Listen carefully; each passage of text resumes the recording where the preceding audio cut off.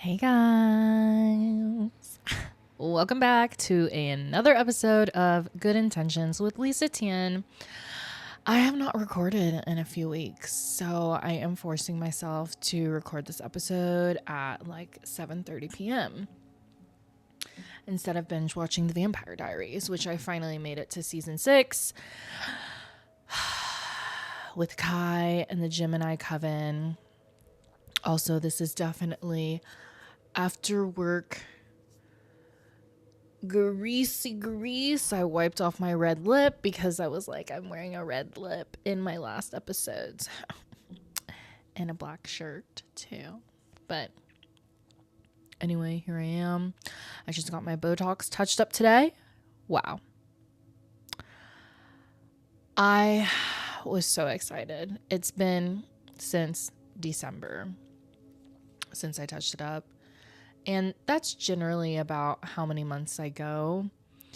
But once I start noticing like the 11s right here, or when I'm just laying down watching TV at night and my face is literally frowning for no fucking reason, just laying there chilling, I'm like, these mountains gotta go. These mountains gotta go. I felt more motivated to record this episode earlier today, and right now I'm definitely feeling very low energy. I'm also like, are my eyes okay? I look blurry in the camera. But we're just gonna power through. Let me try to like fix my hair and make myself a little cutie. She's in a claw clip. Ooh, I got my Brazilian blowout touched up. It was much needed.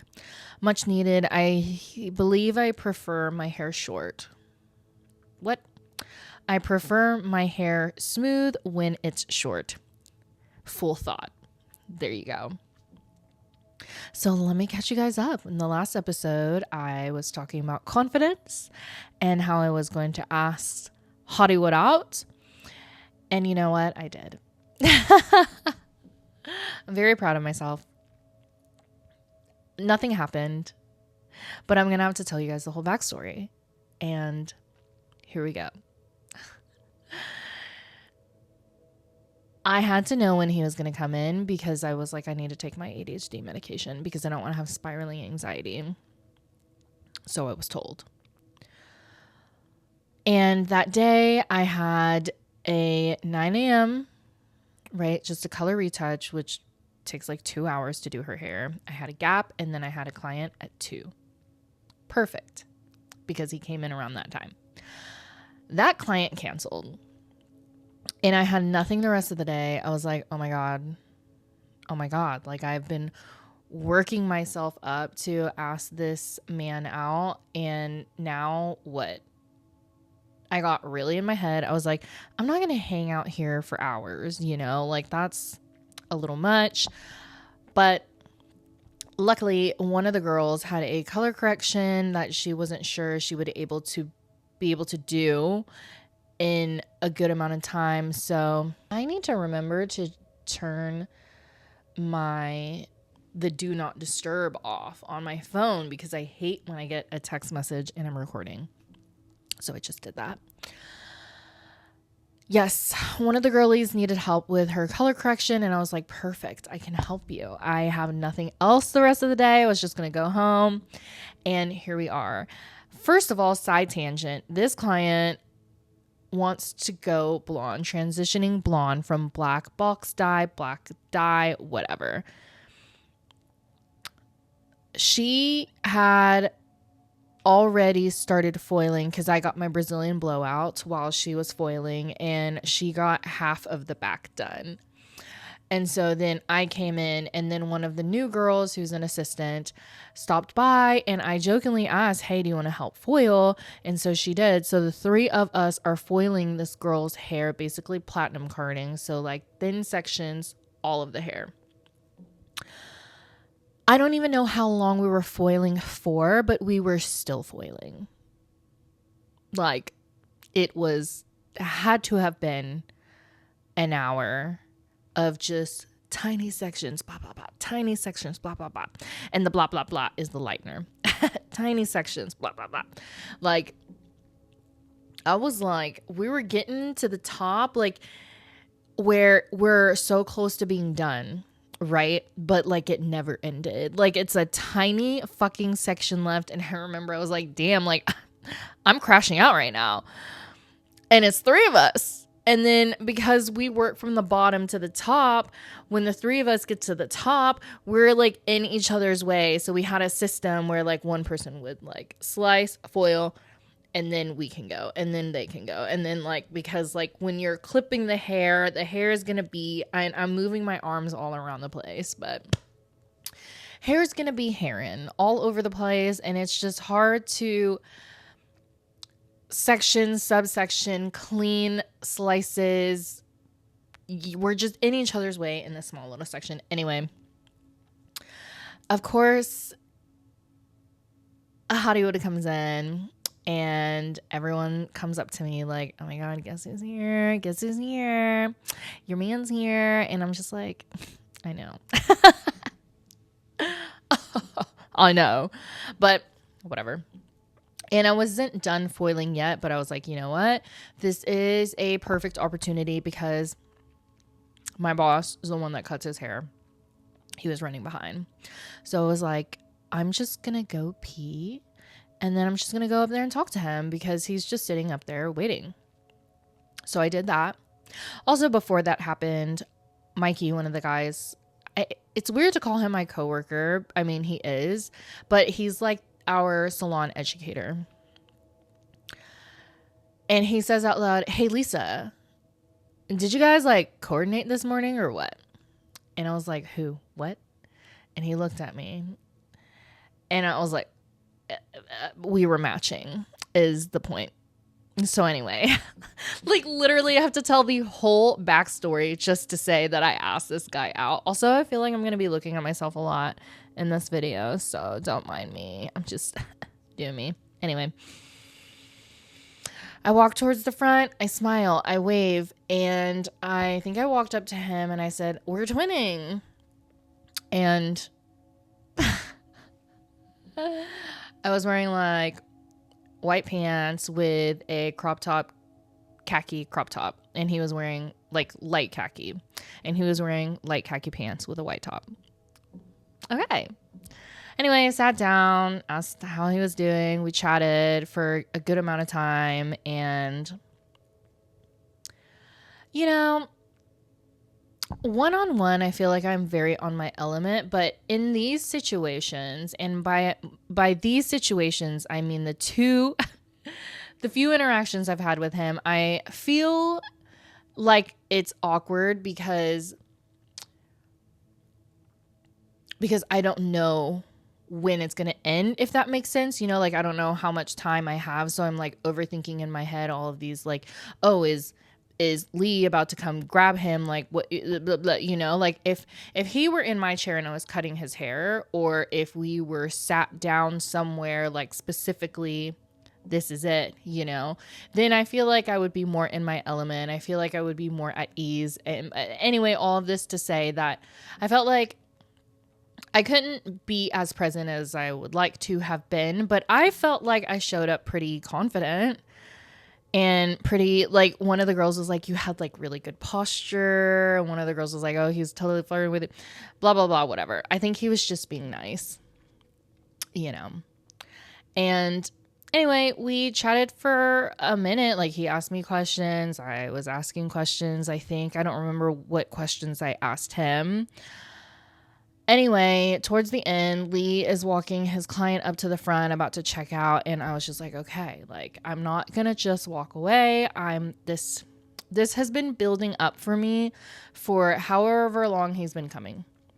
Right. And I've been saying, I'm just going to ask him out. Like, this is good practice, right? Confidence, putting yourself out there. I felt like it was brave enough of me just to like have the initiative to like just tell him he's handsome the first time that I talk to him or whatever. So at the end of our conversation, I said, hey, I don't want to put you on the spot, but would you like to go grab a coffee sometime?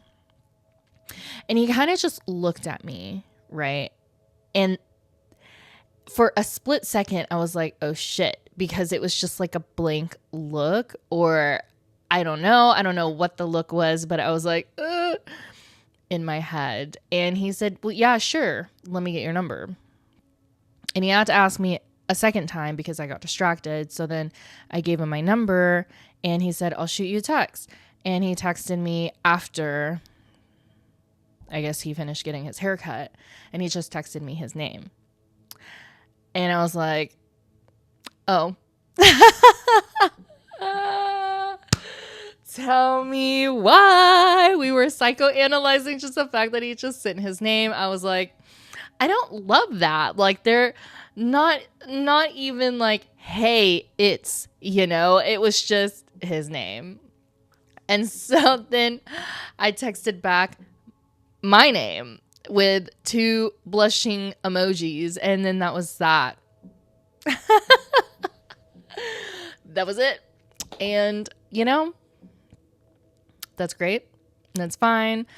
I originally in my head, I was like, I shot my shot and that's it. Like, I'm not going to ask him out. I put myself out there not once, but twice. So the ball is in his court. But as time goes by, I just think in my head, like, well, maybe I should text him. I talked about it to like a couple other people just because it's like, I literally have nothing else going on in my life. So, and somehow everyone at work knows that I have a crush on him. And so they were asking like, how was it? When's the coffee date? Blah, blah, blah. And I was like, I gave him my number and that's it. So everyone else had different opinions. Some people are like, yep, the ball's in his court. Some people are like, just ask him, just text him. It's not a big deal and blah, blah, blah. And I kind of go back and forth. And so reflecting today, because I was very like, I'm not chasing. I've done that my whole life where I chase guys because I need this validation to be chosen or whatever, right? So I've said I'm not doing it. Whenever he comes back, if he comes back in, because a part of me was like, he's literally never coming back in. He's going to find a new fucking hair place, like whatever. But, of course, I'm still going to say hi to him and smile and, all that. I felt like, and again, he could just be that type of person. I feel like I'm that way where, and I'm about to go on like 3 different side tangents. So I feel like I'm a naturally warm person when I'm in, when I'm, I don't know, conversing, when I'm communicating with someone, like when it is a one-on-one and we're like shooting the shit, I feel like I'm very warm. I'm very like open and receptive, and I ask questions because I genuinely want to know. I genuinely want to know who you are, how you feel about things, what you like, what you don't like. It's very interesting to me. And so he might just be that way as well. Also, I love to talk about myself and I like to make people laugh. So like I just say things that, like whatever for the plot. So I felt like we were, I don't know. I felt like there was this moment where I was like looking into his eyes and he was looking into my eyes and I just like couldn't stop smiling because he's very attractive. Eyes are very blue. And we weren't talking. We were just like looking into each other's souls, and I started blushing, and I think he like laughed a little, and then I broke eye contact, and I kind of just was like, I literally said under my breath, I'm sorry. Like, what am I sorry for? What? Who? Anyway, it was fun. And then it was over. And it's been a few weeks. I just remember because I had just gotten my nails done. But I felt like that was a great moment for me, to be honest. And now side tangent to when I said that I'm like warm. Yesterday and today I've been listening to, and I forced myself to try to remember her name. Her name's Vanessa, but I don't remember. Vanessa Van something. And she is basically like a body language expert and like social cues, communication cues, and stuff like that. I'm going to be messing with my hair. So I've been listening to her on like Jay Shetty's podcast, and then today's podcast was the Diary of a CEO.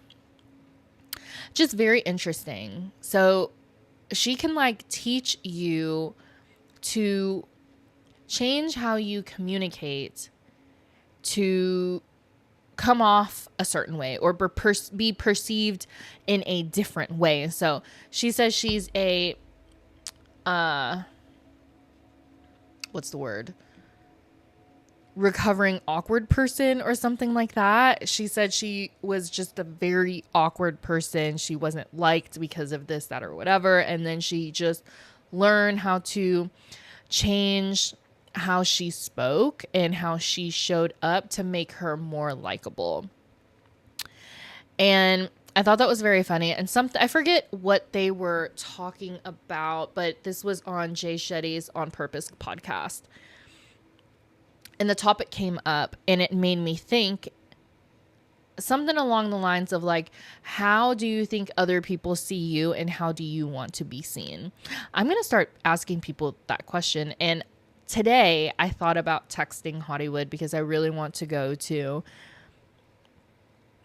He mentioned he lives in Dallas, and I haven't been to the Botanical Gardens in Dallas. I call it the Botanical Gardens. It's also called the Arboretum or something like that. That's a very hard word for me to say. And so I'm not going to learn how to say it. I'm just going to say the Botanical Gardens. Botanical Gardens, whatever. I've only been there once, and that was over 8 years ago. So I want to go, and because he lived there, I thought about texting him like, hey, are you free Sunday? But I'm not going to because I'm not chasing. Yeah. Like, I'm just not going to. So I might just go by myself, actually. I asked some of the girls at work if they wanted to go, and they do, but they're not available this weekend. And I kind of want to go this weekend, unless it rains, because apparently it's 35% chance of raining Saturday and 30% on Sunday. So we shall see.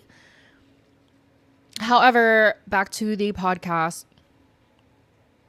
It made me think about like how people may perceive me and how I want to be perceived. And I think different people perceive me in different ways. Like, I'm told that I'm crazy.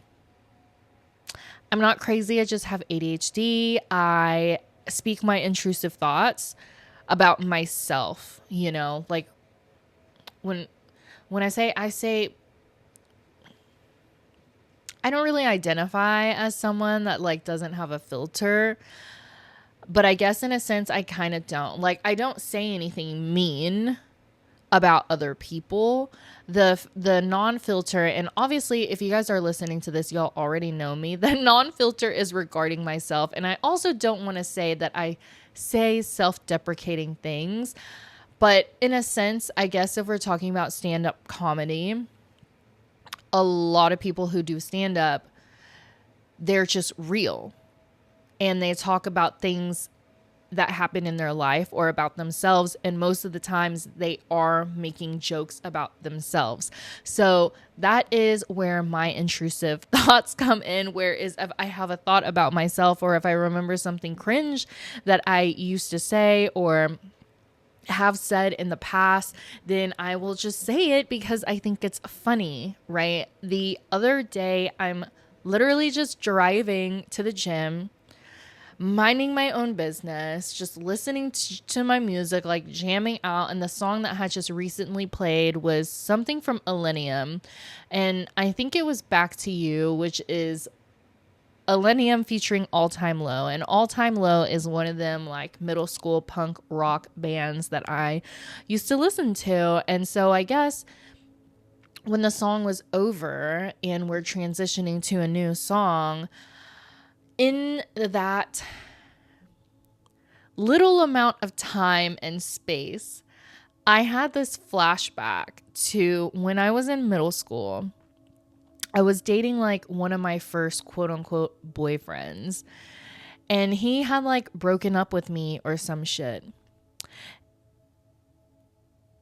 I was definitely crazy back then, like very immature, childish, insecure, like did not understand, no self-worth, like did not understand why this boy broke up with me.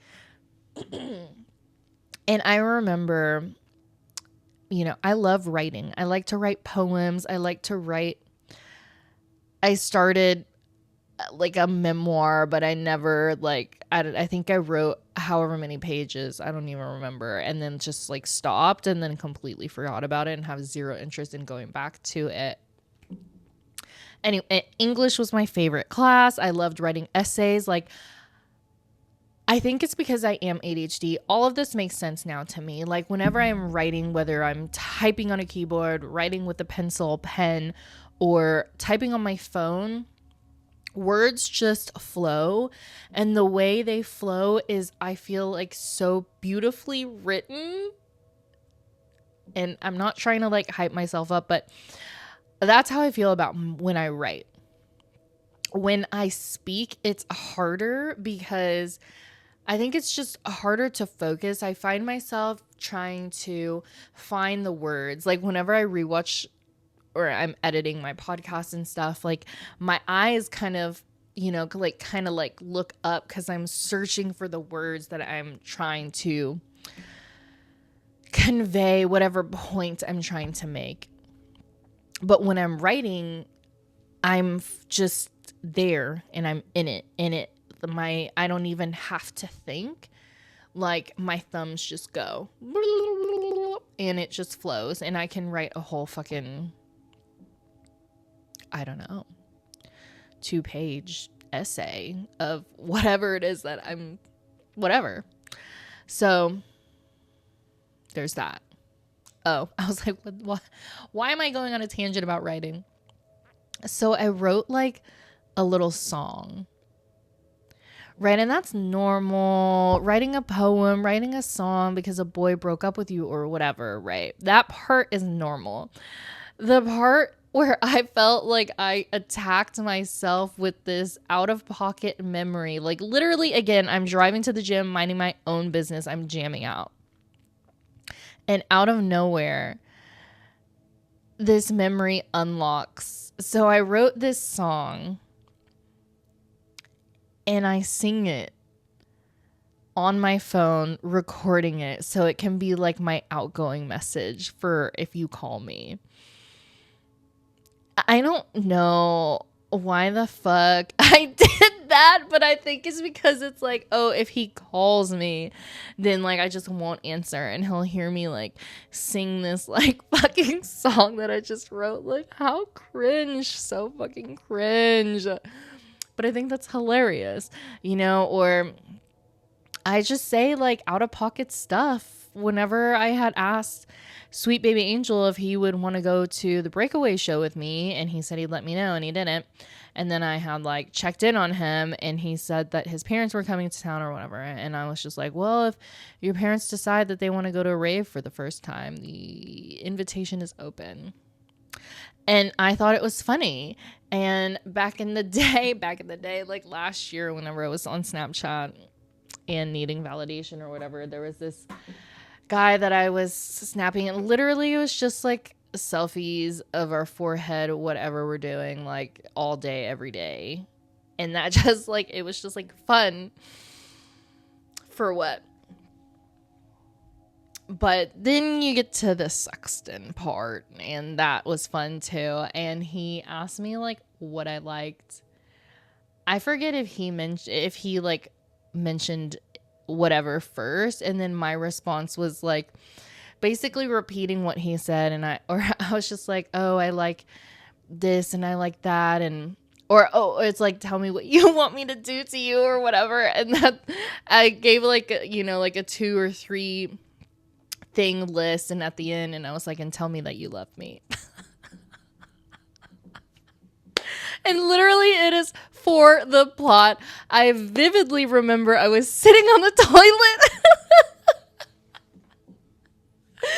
and I started laughing before I even typed it out because I knew it was like so fucking like out of pocket crazy. But I like wrote it out and I sent it, and I think I was sitting on the toilet. I laughed legit for 5 whole minutes at the fact that I just said that. But I say things for that boost of dopamine, and it really works, and it makes me laugh. I think I'm hilarious. And, also reflecting back on this, like, okay, all of this is coming up, or what I'm about to say came up because I'm ADHD, obviously, and in my head, I have already visualized several different dates with whoever I'm obsessed with at the time because it's fun. Like, I don't even have to try. Literally, I will be working on my client, right? Foiling or whatever, and we might not be talking in that moment, and my brain will just like go off and imagine a whole movie scene of me like starting to fall in love, right?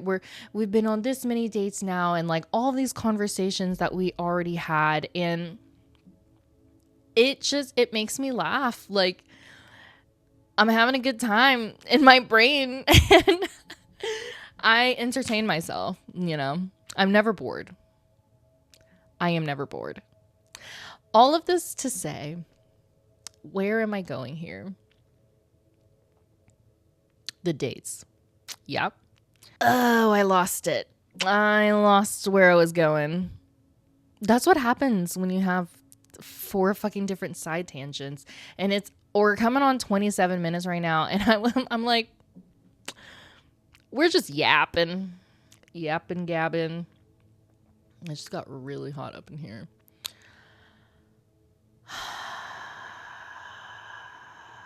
I'm just going to go back to another tangent. Speaking of the podcast with Vanessa and Jay Shetty asking how you're perceived. Oh, okay. There we go. So I think different people perceive me in different ways, and it could be that they think I'm crazy, right? Like my cousin on Sunday said, Lisa's crazy ass, and crazy as in speaking my truth, like intrusive thoughts, like whatever, or I'm wild. Like that is something that people in high school always like. Facebook, it used to be like, oh, comment your name and I'll write on your wall one word that describes you. And the thing that people always that they posted was like that I'm wild or I'm crazy. And it's just, I really think it's just because I have ADHD, to be honest. And I'm funny. So to be funny, to make people laugh, you have to surprise them. Hit them with the 1-2, hit them with the uppercut. I don't fucking know. Like, I'm just me and I love me, but I don't really know how people perceive me, and I don't necessarily like care per se,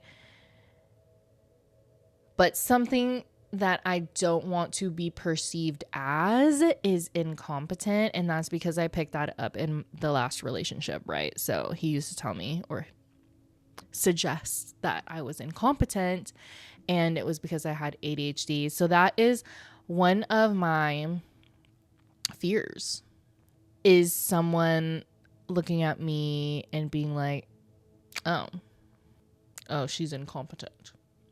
So I feel like I'm like slowing down, right? Like I was kind of just all over the place, and now I'm like slowing back down because we're getting in gear on like a serious topic, but I feel very overwhelmed from like being up here. So I'm like starting to lose my train of thought. But yeah, so Vanessa mentions how people can come off as competent, warm, and I forget the other one. Maybe it's like charismatic, and it's good to be like 2 out of the 3. And it's so funny. Like she said that your first impression like isn't when you speak. It's the first time someone like lays their eyes on you is the first impression that they have of you. That is one fact. And then another thing that she can do is she says that even your profile picture on whatever, like your LinkedIn, your Google, your social, your profile picture can also give a first impression. And she kind of mentioned like different cues that, you know, like if you're smiling or if you have like a head tilt, how it can come off like as warm or whatever, or like having a hand in your photo can also add like warmth or some kind of gesture. And I thought that was so fucking interesting. But anyway, we're going back to the warmth and the competence. And even how you type. So like someone who's warm like me would probably use like a bunch of exclamation marks and emojis and stuff like that. However, I change the way that I text depending on like who I'm talking to. And I guess I just naturally do that. And the more comfortable I am with you, the more like exclamation marks, blah, blah, blah, blah. So anyway, my fear or how I don't want someone to perceive me is to be incompetent, because I am a warm person. I might be standoffish, you know, like at the gym. It's hard for me to make eye contact with people. I think that's like an ADHD thing. Also low key, like fear of being seen or whatever. If y'all catch me looking at myself, it's really just because I got my Botox touched up and it's going to take like 2 weeks to really sit in. Anyway. Yeah, the whole competence thing, because one, I'm not assertive. I don't speak my mind. I speak my mind out loud when it's just like random, whatever.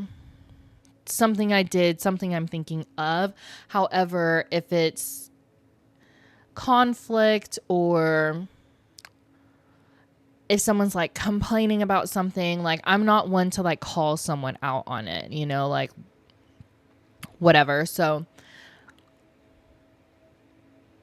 I speak my opinions if I feel like there is a space or a place for me to speak about it. However, I'm not someone to just like insert myself into a conversation and say, actually, I don't agree because this, that, or whatever. So because I feel like I am warm and I am like an agreeable person, and I would say that I am a likable person. I don't know many people who don't like me, and I'm not like trying to be conceited about that at all. Like I feel like if someone had a negative thing about me, maybe they think I'm annoying, but I don't think anyone I don't know anyone that has ever felt that way. And I'm being honest. So, but because I'm not assertive, because I'm not, you know, like a serious person, and because I am warm, I am hoping that it doesn't come across as like I'm not a smart person or that I'm not intelligent or that I am incompetent, because I'm just so like happy-go-lucky. But, you know, how people perceive you anyway shouldn't affect how you feel about yourself. It's just a very interesting topic when it came up, and then it had me thinking. And so then it made me realize, oh, that's something that I don't want people to think about me. Because I do know, like, I can fucking geek out on manifestation, law of attraction, emotions, your perception of life, and why you might be feeling the way that you're feeling based off of how your parents raised you, how your parents behave, their personality traits, all of those things like that tie into creating who you are today. Like, I love that shit. I love to dive in because it is very interesting to me. You know, if you're going to throw fucking northeast, west, south, whatever, compass directions and this coast and that coast, like left or right, like I'm gonna be like, what? If you're gonna have me do simple math, I'm gonna be like, you know, like it's just, if I feel put on the spot, my brain's just not gonna work in competence in that kind of way, I guess. However, like emotional intelligence, I feel like top tier is there. Anyway, I feel like this potty episode is just seven different tangents all in one. And we're live, baby. We're live. So the purpose of this episode,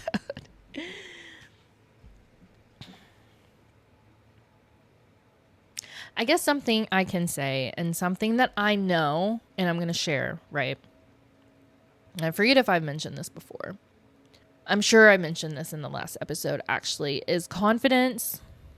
You get confidence by admiring who you are, right? Not in a narcissistic way, not in a conceited way, but in a way where you recognize your traits, you recognize your personality, you recognize your value and how you show up as yourself, how you show up for your friends, how you show up at work, how hard you work, whatever, your intelligence, things that you're good at, right? You acknowledge those things and you're able to admire that about yourself and know, hey, I got this.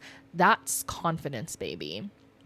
So when you have confidence in who you are and you shoot your shot and someone rejects you or doesn't text you back or whatever, you know that it doesn't have anything to do with you, right? I know 100% that I didn't have an expectation. I didn't, like, of course, my ADHD brain already, for the dopamine, for the plot, visualize a whole movie of our relationship. And it does that with every person. And it's not a serious thing. And I hope people don't take that serious. Like, I'm literally, it's fun for me to imagine this. It's giving me life and the dopamine or whatever. But I'm not serious about it. Just so you guys know, okay? Right, and it not leading anywhere with Hollywood, like, that's completely fine. I have no hard feelings on that. Whenever he comes into the salon, if I see him, if I happen to be there, I'm gonna say hi. Like, the hi is over. And it doesn't make me feel any less about myself, and it shouldn't make you feel any less about yourself if you do get rejected or if things just don't pan out, because that just means that they weren't meant for you. So that's number one. Number two, I am reflecting on this today because one of my clients came in. She comes in like every 3 weeks. So the last time she was in, I was talking about how this guy's coming in. I have a crush on him. I'm going to ask him out. And she even was like, I wouldn't ask him out. Like, just casually, talk to him and casually give him your card that has your number on it. And then you can leave it for him because you don't want to put anyone on the spot. And the thing is, my personality, right? When people suggest different things, I think about it and I'm like, oh, maybe they're right? So when she said, don't ask him out, I was like, well, that's been my plan this whole time. But I really thought, I was like, oh, maybe I shouldn't ask him out. But then I was like, no, I'm going to. I'm just going to put myself out there, right? Even one of my ADHD besties, I did her hair yesterday. And I was like, well, it's been a couple weeks. And the last couple weeks I've been busy anyway with work.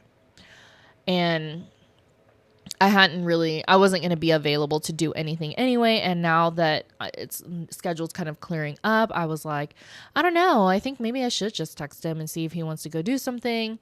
But then I'm like, no, I don't really want to chase him. And she was like, I would just text him. And then after that, then the ball's on in his court. And I was really leaning towards like just texting him anyway. So it's like other people's opinions weighing on my decisions. And at the end of the day, me realizing that like I have to just go with what I know and what I felt in the first place. And in the first place, it was like, oh, he just texted me his name. Okay, well, that's that. And I'm not going to text him. I'm not going to ask him out. Because if he wanted to, if he was interested, he would. Because I've already put myself out there like twice. So that was my original thought. But I have the time to think all these different things and have conversations with different people, and it like sways me back and forth.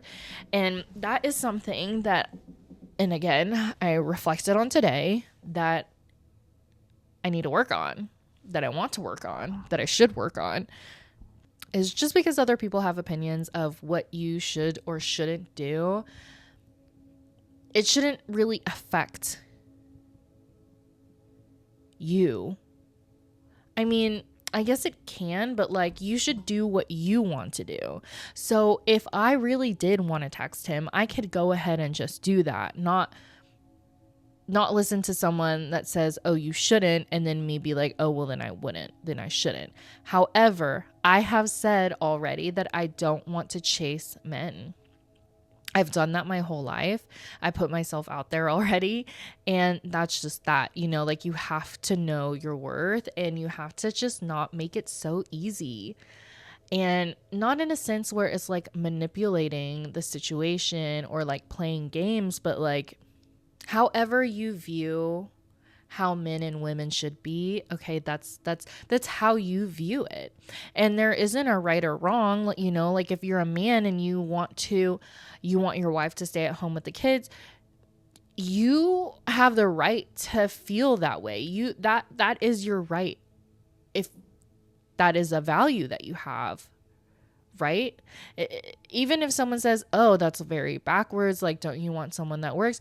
Hey, that's what you want, that's how you feel, then that's your truth. I guess is the point of what I'm trying to say, is my view, my truth. I want to do things differently this time. You know, my whole life I've chased men. Since kindergarten, being obsessed.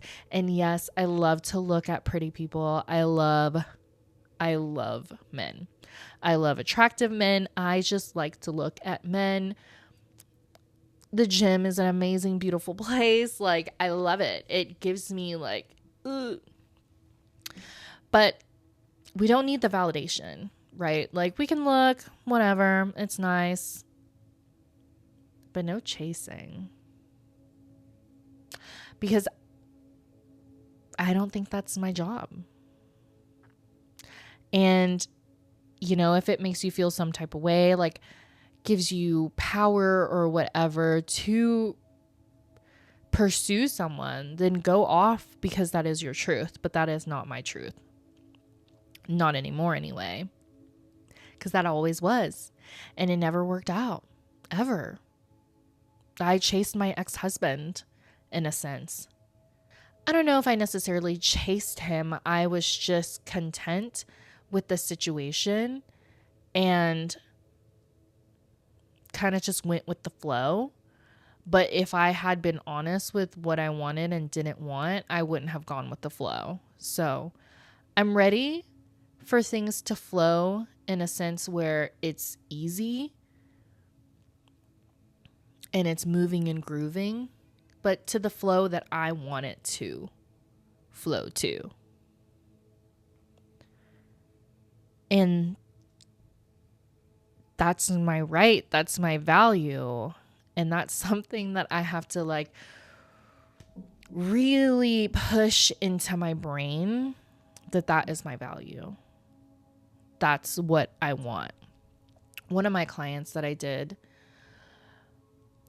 I asked her, we were just shooting the shit. Oh my God. It was like hours and hours. It took a long time to do her hair and her extensions. Well, one, to take her extensions out, to color her highlights, and to put extensions back in.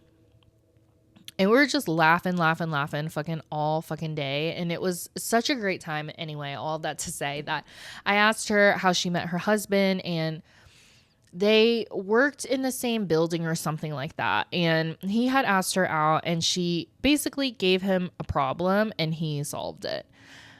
She said, I only go out to lunch with my doctor. And so then he invites her doctor to lunch, and it's the three of them because he wanted to go to lunch with her. And then the second time, she said she declined because she didn't want to eat in their office because their office is like dirty or some shit like that. And so then the next day or whatever, he's like hogging up the elevator because he's taking all of these chairs out, and she asked him what he's doing, like kind of giving him like an issue, and he was like, no, I'll tell you, I'm just changing out the chairs because you said the office was dirty and you didn't want to have lunch in there, and that's why I'm doing it. So like, she gave him two problems. He solved both of them because he wanted to eat with her. He wanted to get to know her, and he put in that kind of effort. And when she told me that, I was like, that's what I want. That's what I want. And as silly as it may sound, just texting your name, like, that's not that much effort. You know? And, you know, it probably would be fine, but I want more. I need more. And that's what I know. What I want and what I don't want. And the ADHD brain kind of makes you go back and forth and feel this, that, or whatever. And it's just like a constant reminder. Like, no, you said you didn't want this. You said you wanted this. You said you didn't want this. You said you wanted this. I will also add that I went to dinner with one of the girls that I used to work with. And I re-downloaded Snapchat so I can show her something on there. It was of side piece's penis. I don't know. We had like a margarita, and I was like, girl, like, I think I was just laughing. So I guess we'll just end. I mean, it's going to be several more minutes of a tangent, but me just reflecting back on this like delusion that I had. And to manifest, you kind of have to be delusional. So me, in however many episodes where I said me and Sweet Baby Angel are going to end up together some way, somehow, I'm just like, bitch, what? Why did you guys let me be that crazy? Like, I don't... Like, it was a beautiful story in my head, you know what I mean? But at the same time, it's like, I want someone who's going to be available, right? And this person isn't even available, like, at all. So even if he was ready to date or to settle down, is he going to be available for his family? You know? And he had said that whenever we had reconnected. And I remember saying that in the group chat, that like, he literally just said that when he gets married or whatever, has a kid, he hopes that they aren't going to need a lot from him. And I said in the group chat, like, this isn't it. But then like, we go out a second time, and like all of these coincidences, and I'm like, you know what, whatever, like, we'll make it work. Just like when I was obsessed with Side Piece, a man who literally could care less or couldn't care less if I was alive or dead. And I was obsessed with him because of that dick. Like, that is so crazy. You know, when I take my medication, I think I'm a little more present. I'm not like a fucking all over the goddamn place. But we had fun. Anyway,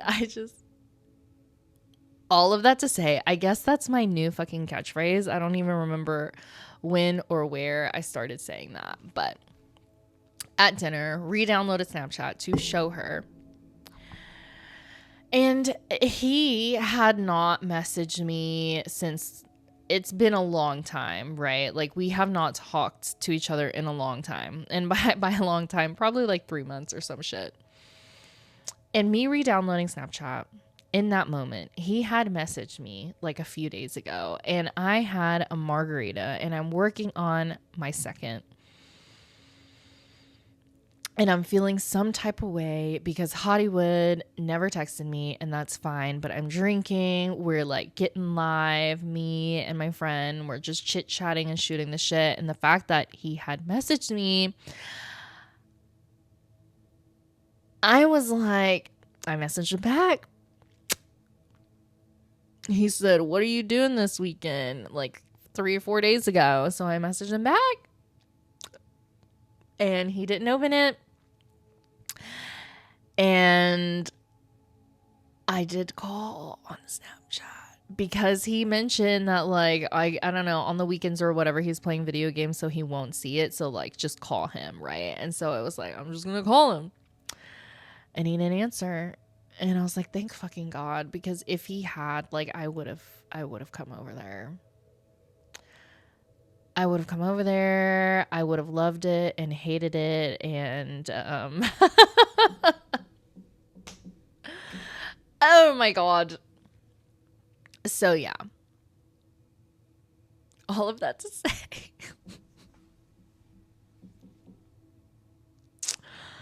Oh boy. We're doing great. You know what? We're doing great. We're doing amazing. I was going to say it's been, I don't even know how many weeks since I smoked, but me and Justin hung out on Sunday. And he was like, "Do you want to hit my fake weed pen?" And I was like, okay. And so I did.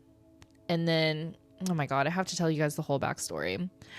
Sunday was Mother's Day. The service was terrible. The food took forever. And then also we didn't get the food. Like we were literally waiting for almost 2 hours. They said it would be 40 minutes.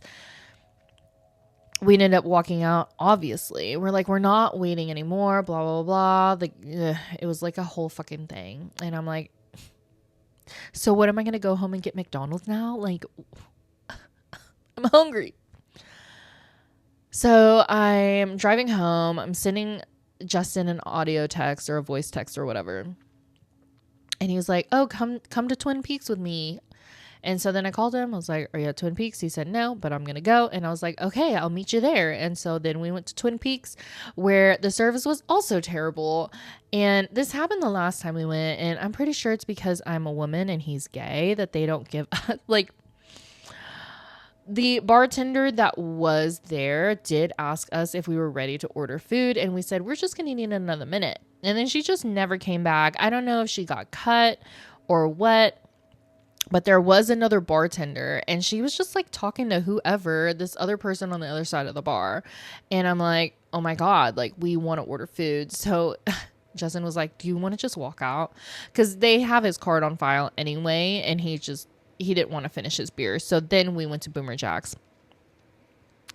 And so I already hit a weed pen, and I haven't smoked. I want to say it's been like 3 or 4 weeks, actually. Oh, it's been a month. Maybe a little longer than a month, right? I haven't hit a vape in, I think it's been since February. I don't remember when I stopped, but I wish I would have kept track. I want to say it's been like since February that I haven't hit a vape. And it's been a month since I smoked or ate any edibles until Sunday. I hit the pen twice. And then we're at Boomer Jack's. And I was not planning on drinking. The intention was to just eat. Like I didn't get a drink at Twin Peaks. But we're at Boomer Jack's, and on their menu, they're showcasing a new prickle pear margarita. And I saw it, and it's pretty in purple. And I was like, you know what? I'm going to get one. And then I got a second one. And then we took a shot. This is why we can't have nice things, Justin and I. And every time, I didn't finish the second margarita. I drank half of it. And then I wake up the next morning and I'm like, ugh, like, why did I do that? At some point, I hope that I just like don't do it anymore. Drink. Baby steps. Okay, that was the last tangent, you guys. We are pushing 55 minutes now. I didn't come in here knowing what I wanted to talk about other than letting you guys know that I asked out the boy and how I felt afterwards, things that I've learned, reflecting, blah, blah, blah, blah, blah, blah, blah. So yeah, know your worth. Don't chase guys. They definitely should put in the effort.